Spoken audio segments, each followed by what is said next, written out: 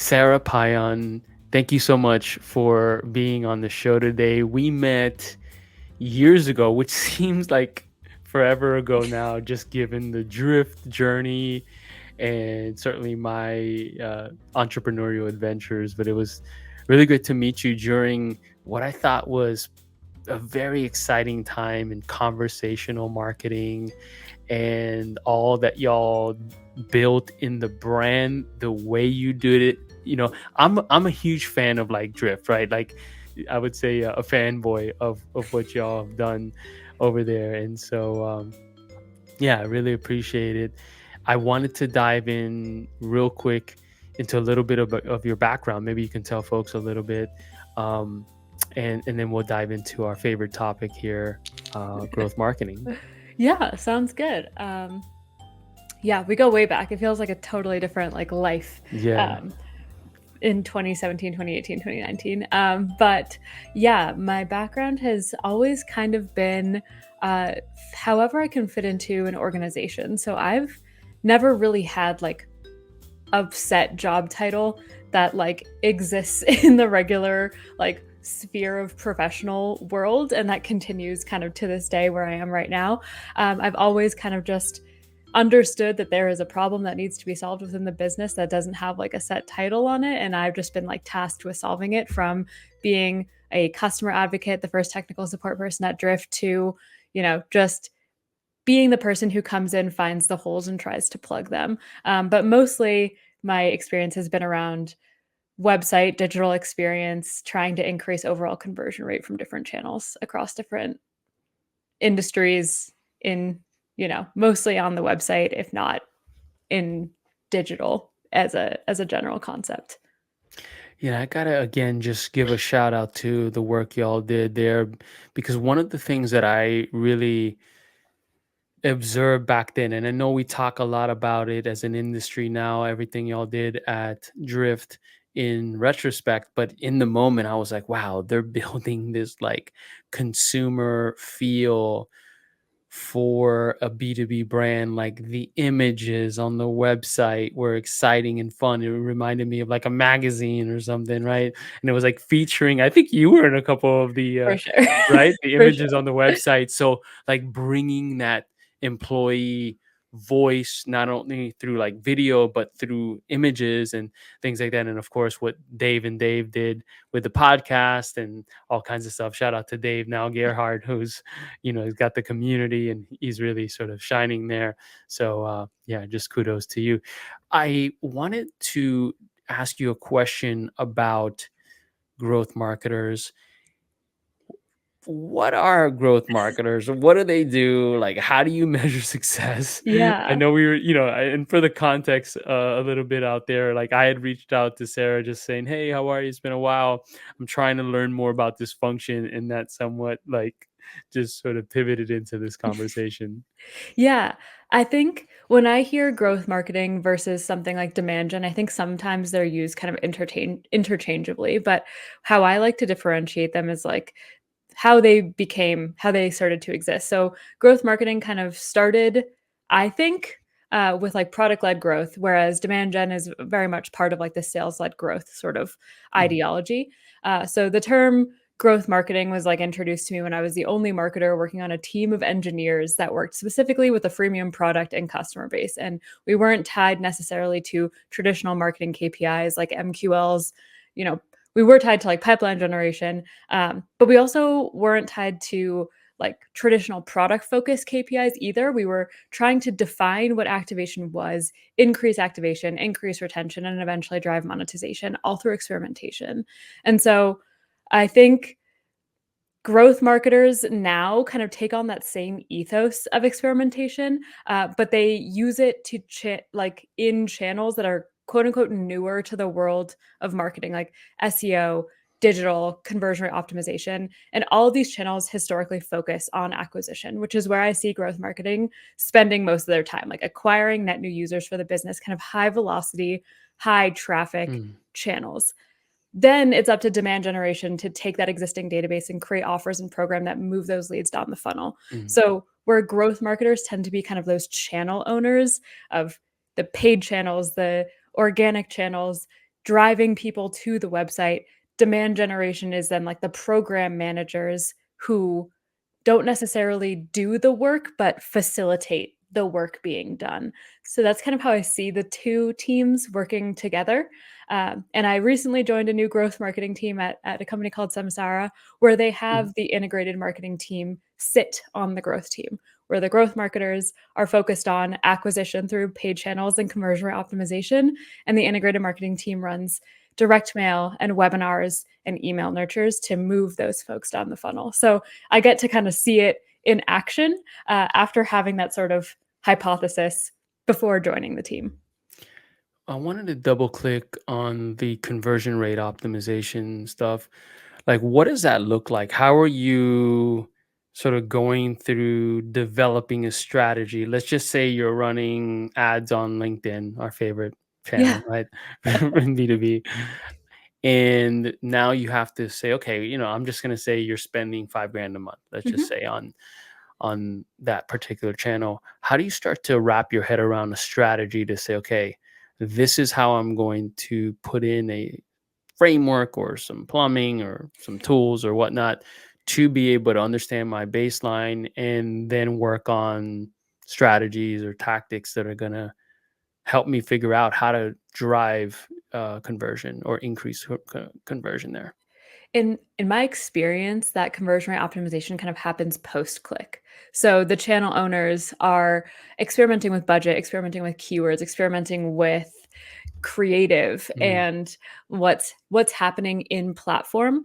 But that means that they have less time to focus on what happens once that person clicks. Where do they go? What does that post click continuity look like? Does the headline in the ad match the headline on the page? Does the visual in the ad match the visuals on the page? Where like do the CTAs match? Who is this person? How are you changing their experience when they come onto the website? I think there's been just a lot of like one size fits all post click kind of experiences for a lot of people who are just setting the foundation for a paid digital strategy, which makes a ton of sense. You have to make sure that you're spending your money wisely. But what happens after that is a little bit of a mystery, if mm, not something that is almost like under optimized for that traffic. And so I think it starts with understanding a lay of the land. Who are these people who are coming in? What are they seeing in platform versus what are they seeing on the page? And how can you start to make some tweaks? I think there's a maturity model to conversion rate optimization, mm, and it always starts with color and copy. What's the color of the button? Can you use secondary or tertiary colors in your brand sort of guidelines? And then can you adjust that headline to be more appropriate for that person? mm, From there, you can start to get a little bit more mad scientisty with what you want to test. Starting with, how do you like to display social proof? Are logos better, or is a customer testimonial better? And is that customer testimonial written, or is it a video? And so all three of those experiences could be tested against each other. If you have logos on a page, can you add some level of animation to it? I really like scrolling logos. mm, I think that that's really nice, easy, like low fidelity way to add like engagement and like excitability to your social proof. Or, can you have an inline image or an inline video autoplay versus you have to click to play? And what does that do?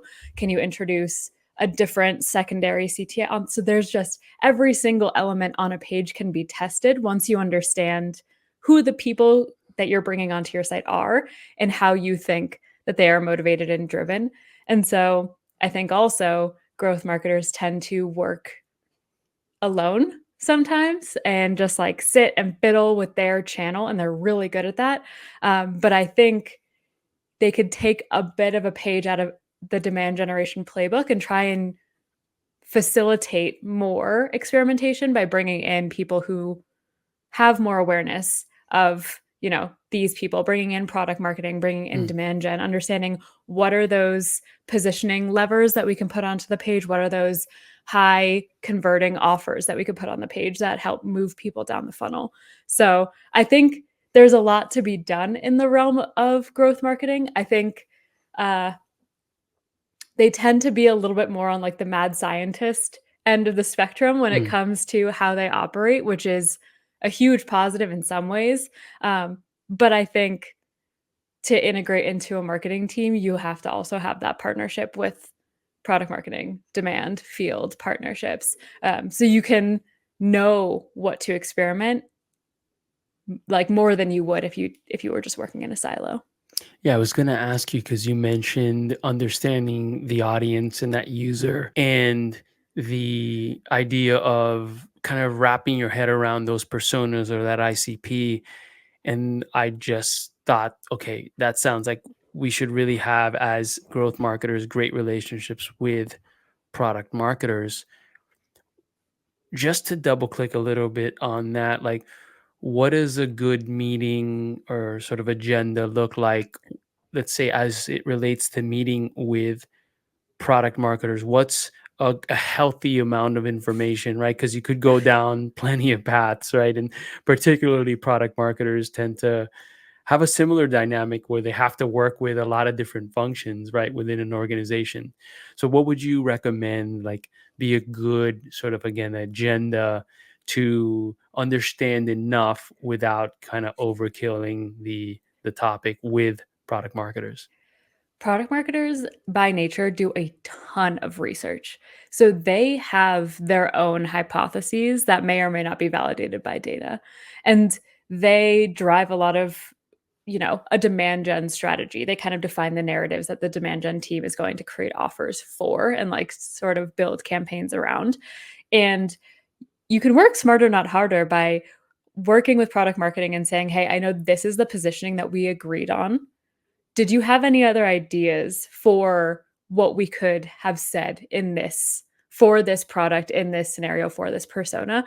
They can give you the variations to run because they have the data and they have the studies and the focus groups and the whatever that the quant analysis that they've done to come to the conclusion of like this is what we want to say. But the I think the most fun part about conversion optimization is one, there doesn't have to be one right answer immediately. It can always be tested, and you can let the audience kind of decide for themselves what is the best positioning, especially at scale. And depending on how large your data set is, you can have statistically significant results for what your headline should be. And so you can insert yourself into the repositioning or like the product launch process by allowing product marketing to kind of pressure test their hypotheses of what's the messaging, what's the positioning, what's the visual, what's the story that we want to tell, and are we saying it the right way by being able to kind of put it in front of customers at scale, whereas they wouldn't have to like sit down with only 10 people and get feedback. You can, you know, put their hypotheses onto a landing page, test every single element with those however many variations you want to have. I would suggest no more than 3, just so that you can keep track of everything. But then you can help guide positioning and messaging for product launches, rebrands, whatever. And it kind of goes back to the philosophy that we had at Drift too, which is people waiting to put a chatbot on their website until they were done with a website rebuild or a website redesign. But how are you going to know that you're doing the right thing if you don't get feedback from your customers immediately and kind of ongoing? And it's always going to change. And that's why it's great to be in marketing, because we have that job security of as consumer minds change, so does your marketing. And you just want to kind of always have a pulse on that. Awesome. Well, do you have any tools that you're just super fan of that will really help with setting up the plumbing or the infrastructure to understand those sort of, what sounds to me, ABM or A/B testing rather, of, these messages and taglines and those sort of images, etc. Throughout my career, I have been very loyal to one tool, because I think it does at a baseline everything that other tools could do, but you have to like buy add-ons for, which like kind of sucks as a consumer. You're like, okay, well, I have to get this level of functionality, I have to spend more and more with you, and that kind of like sucks. The tool previously was called Intellimize. Mm. They were just acquired this past year by Webflow. I think the product is now called Webflow Optimize. But they especially when you're an early stage startup and you don't have a lot of traffic to work with, you don't just have to run a 50-50 A/B test split. They do dynamic traffic allocation. So, like, the winning variation gets more traffic, the losing variation gets starved of traffic. You get to stat sig faster. And Optimizely and VWO, they all offer this kind of functionality. It's just not included in their like base product. And so I didn't like that as kind of the one and only person running experimentation within the companies that I've worked for. And the team is just like very nice. I had the same CSM at Drift and my last company, Dandy, like with 4 or 5 years in between.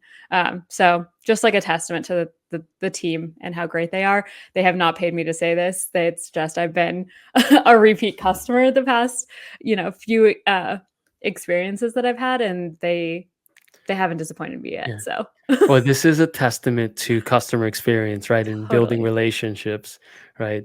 So that's awesome. I think you sort of spoke to this a little bit, but at a high level, maybe, a couple nuggets that folks can take away. What makes a great growth marketer? I think it's someone who's willing to step outside of their own channel and see what everyone else is working on. I think the toolkit that lives within a growth marketer is someone inherently who wants to like fiddle with things and experiment. And that's largely accepted within more of like the paid and SEO kind of sphere, but it can be super impactful for the more traditional demand gen funnels as well. And when you directly influence sales pipeline, sales really likes that. And so when they see your, you know, skill set as something that they could tap into as well, you start to reinforce like your importance within an organization. So I would say don't be afraid to see how you can influence other people's channels and be the rising tide that lifts all boats, because that's where I envision kind of growth moving towards. Is there are channel owners and there are program owners, and there's someone in the middle tweaking screws and fiddling with things to help channel owners be more successful. And that's kind of the growth organization, where they might not necessarily own a number, but they could own a lift, or they could own an influence. Mm. And you can't measure everything, but you can be someone that everyone in the organization sees as like a useful tool, which is where I think growth can evolve into in the future. Now, you've been at the cornerstone of marketing for a long time. And if you had to think about kind of what you've seen up to now here in 2024, but beyond that, in 2025, when things are just changing, it seems like every week, right? With new tools and macro environment stuff and these sort of things. Do you have any predictions around what the marketing mix might look like in 2025? And that might be, I think that I would potentially prioritize these types of things. I I don't know. I don't have a specific vision, but what I will say is I think with so many tools and so much focus on technology, people might be forgetting the foundations of marketing, which is like your positioning and your messaging and who your persona is. And you don't need an influencer marketing program if you don't know who your buyer is and if your close rate is in the single digits. And so I think especially in like marketing technology, there's a lot of people who are trying to find that next best thing without having a steady foundation to build on. And I don't think the foundations of marketing have changed.